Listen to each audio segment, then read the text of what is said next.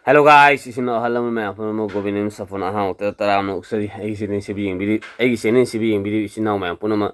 ma ai hetum ho pa dangai ri adu hoji me iru mai tharani aduga lighting khormo me ai hoji chanpi sun nga sidi dance ani tanggoda ba tare togoda ba tanggoda ba dance ani togoda ni mo school da ma competition school na ma hoigi cultural program hai tare ya body ga mai na pangthok chaba hoi lebak ningba gi dance hai tare aduga anek subada mu hoi lekai gi wang ma da hai tare lekai ma da hoi dance competition lebak ningba segi dance competition to ni ma'am adu ke hinga sigi block ya nuai ni khali ma'am adu yemina se mathang thang punu usar ke ma'am adu horse start ai mathang thang step by step ai sum tam tam no loi uhanja ki ma'am ati ma'am ai iru mai tharu ko thoba ma ke to ro ma'am brush to bulo selle good morning friend ma'am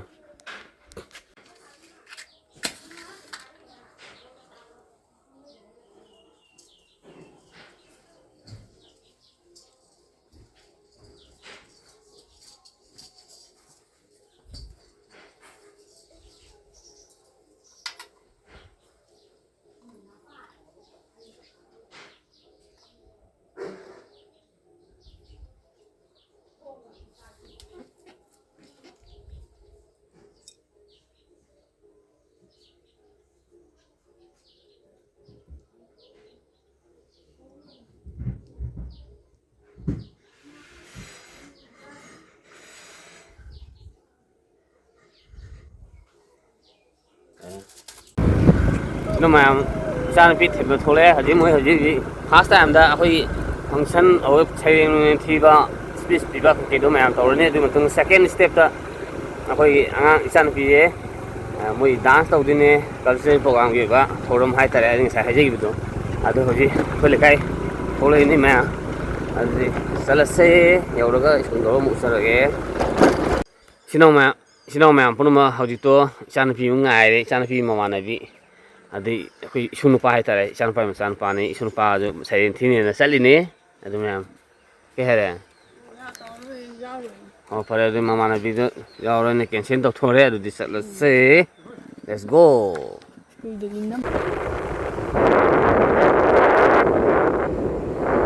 bacha he beauty mai for mai ho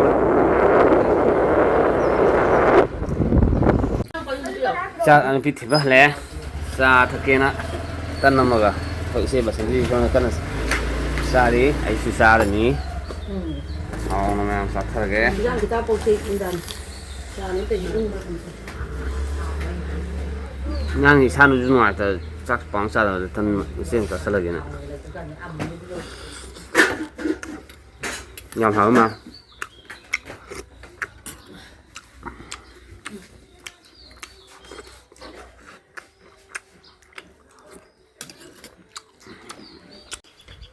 ma'am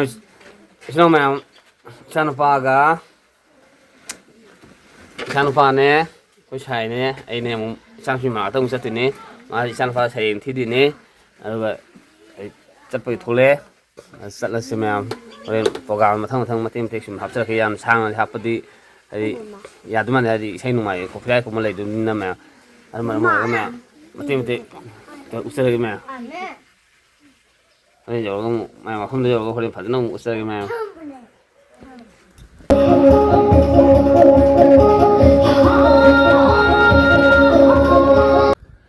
ado hoi haji isan pi dance to mo famne hale ma'am adu sai sing mu sa ba program thorum to gen to ma'am sai sing ji handak ti ai am thongjai ma'am adu mai to ma'am sai sing mu sa si am adu di sak sa ma ke yom no mo sala si ma'am ngogo ma thiama ngai khang ngogo ma thiama hawa sana ma thiama ado si ya na post ta pre lau bi chau yi thong bi ma adu ma'am sawi yang dari tu cari mem yang itu tu mem.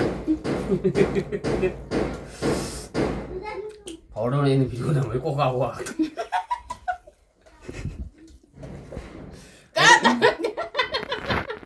Aina bu lana si aina bu si payah lala tu tahu tu nak kau dekai hulu kau hulu. Ada yang sah sang hari bukti sah tak betul mem. Lah yang mati ni tu mem si mati ni mem. ꯑꯗꯨ ꯆꯥ ꯊꯛꯅꯕ ꯌꯥꯝ ꯍꯥꯎꯗꯧ ꯃꯥꯜꯂꯤ ꯃꯍꯥꯎꯁꯦ ꯑꯩꯅ ꯏꯁꯥꯃꯛꯅ ꯂꯣꯏꯅꯃꯛ ꯉꯧꯖꯕ ꯊꯥꯛꯆꯕ ꯃꯊꯦꯜ ꯉꯥꯛꯇꯅꯤ ꯃꯌꯥꯝ ꯑꯗꯩ ꯕꯨꯖꯥ ꯇꯣꯏ ꯇꯣꯏ ꯎꯒꯜꯂꯦ ꯃꯌꯥꯝ ꯅꯨꯄꯤꯁꯦ ꯐꯤ ꯐꯖꯅ ꯁꯥꯜꯂ ꯄꯩꯁꯥ ꯐꯖꯅ ꯇꯥꯜꯂꯒꯦꯗ ꯃꯌꯥꯝ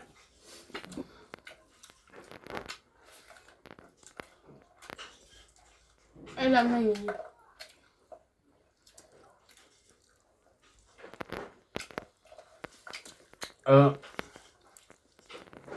ꯑꯩꯈꯣꯏ ꯁꯥꯏ ꯑꯃꯨꯛꯇꯪ ꯅꯨꯡꯕꯥꯡꯗꯤ ꯅꯣꯡꯃꯗꯤ ꯃꯨꯛꯕꯥꯡ ꯇꯧꯔꯛꯈꯤ ꯃꯌꯥꯝ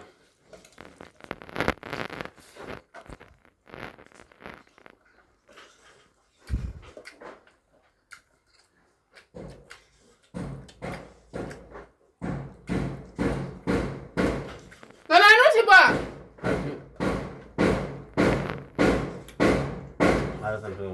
Tolong mau. Yung sabi ni. Yung sabi ni. đúng không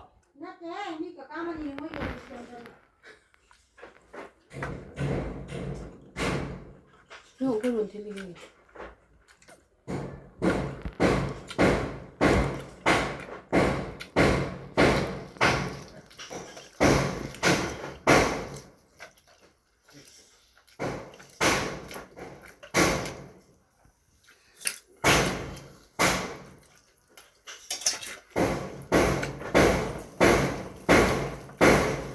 Masih merabo ini mem katien tadi irabo dia merabo pula dana katien tadi lu mem bara tinga tu ne na dan pole bi la au ya duga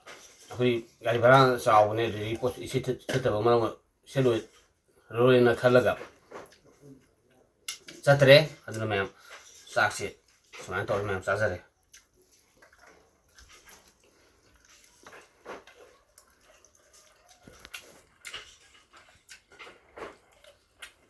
Jangan pikir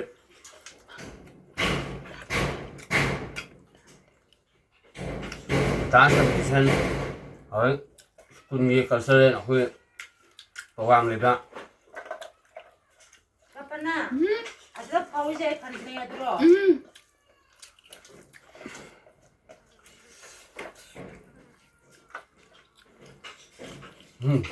Selesai.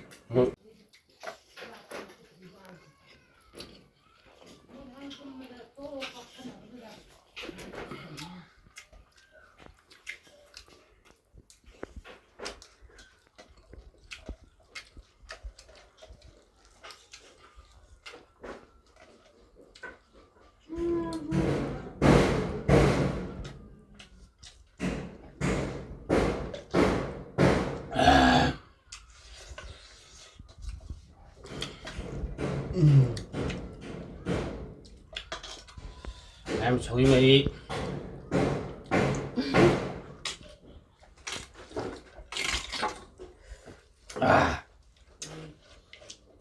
chối ngã thạc quá ngã pum chabi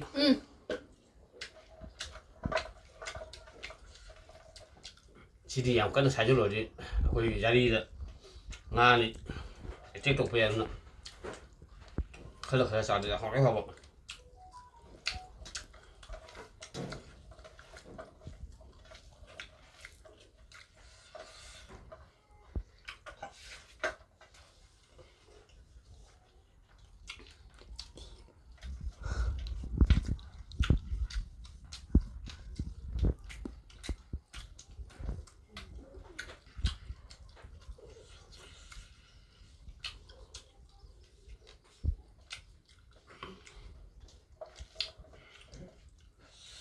mixer kusa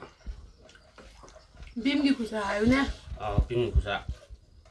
Unung dari am tani do. cũng là mất tiền ủa cái mặt tiền mèo khá là sao rồi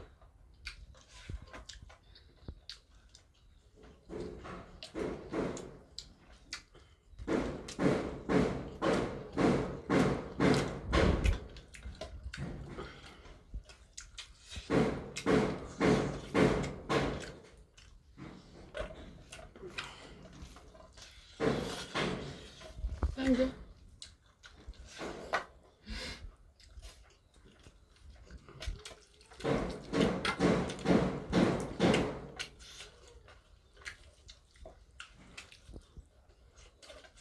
không xài cắt nó xuống nào nữa biết còn là nạc cân xài thì sẽ cân xài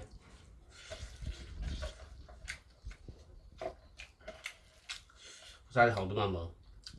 มา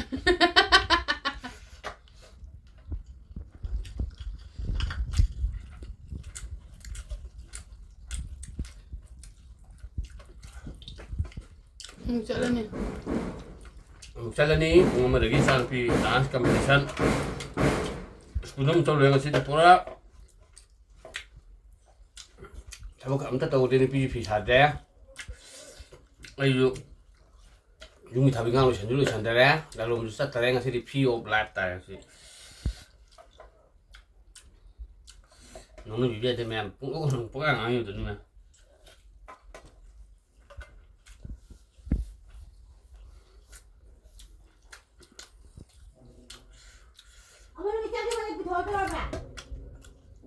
lòng đây nào là Đừng cậu à. Cậu mày làm sọc khô mà níu lùi chả là cái mèo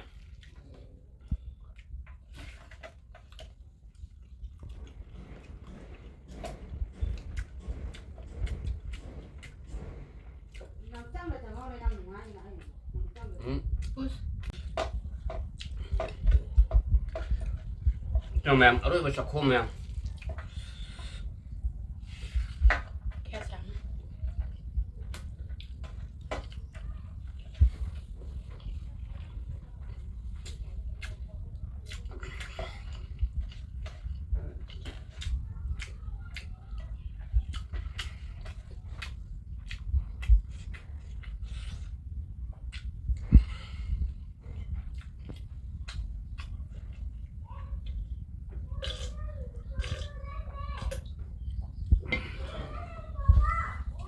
Sinang mga puno nga siya, hindi sinang mga puno na yan for the thank you in the best.